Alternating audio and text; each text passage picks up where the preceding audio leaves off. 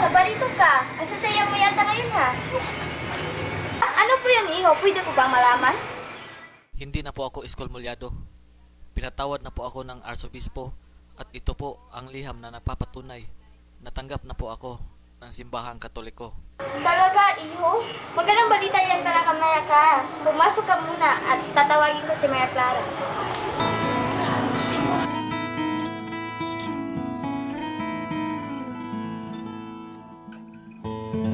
Maria! Maria!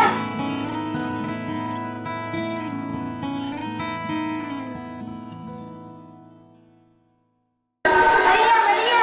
Ito si Mara. May magandang balita siya sa iyo. Hindi na siya ekskomodado at pinatawag na siya ng simbahan. Ito. Kadarating ko lang, Maria. Nagmamadali akong makita ka. Nagkamali ako. Baka ako may sakit ka pa? Mukhang masaya ka naman at nasa mabuting kalusugan. May espesyal ka palang panauhin.